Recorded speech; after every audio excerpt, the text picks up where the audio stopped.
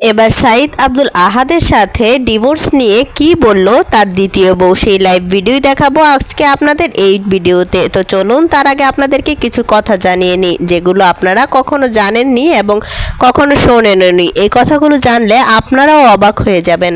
আপনারা হয়তোবা জানেন যে তিশার আগের একটি স্বামী আছে এবং তিশার আগের সংসারটি প্রায় 8 বছরের ছিল, কিন্তু 8 বছর সংসার করেও কেন তাদের ডিভোর্স হয়েছিল? মূলত তিশা স্বীকার করেছে যে ভুল বোঝাবুঝির কারণে নাকি তার 8 বছরের সংসার ভেঙে গেছে। তবে আপনারা কি জানেন যে আহাদের 50 লাখ টাকা ঋণ কেন হয়েছিল এবং কিভাবে হয়েছিল? তো চলুন সেই ব্যাপারে আপনাদেরকে কিছু বলি।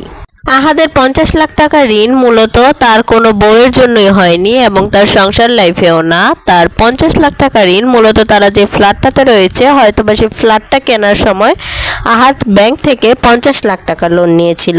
তবে তিশা স্বীকার করেছে যে আখি নাকি আহাদকে এই ঋণের জন্যই ছেড়ে চলে গিয়েছে। তবে আহাদের শারীরিক অবস্থা বর্তমানে খুব বেশি একটা ভালো নয় এবং আখির শারীরিক অবস্থাও খুব বেশি একটা ভালো নয়। অনেকেই বলছে যে আহাদ নাকি তিশাকে বেশি ভালোবাসে, অনেকেই বলছে আহাদ আখিকে বেশি ভালোবাসে। তবে আহাদ কাকে বেশি ভালোবাসে সেটা নিয়ে এত মাতামাতি করা চলবে না, কারণ যেহেতু সে 2টি বিয়ে করেছে তো সে কাকে বেশি ভালোবাসে সেটা তার মনের ভেতরই জানে। সেটা সে তাকে দেখে ডিজার্ভ করা কখনোই সম্ভব না যে সে কাকে বেশি ভালোবাসে। তবে আখি ডিভোর্স নিয়ে লাইভে এসে বলল যে এই সংসার আর কোনোভাবেই করা সম্ভব না, বারবার অবহেলার চেয়ে একবারে ভেঙে যাওয়া ভালো।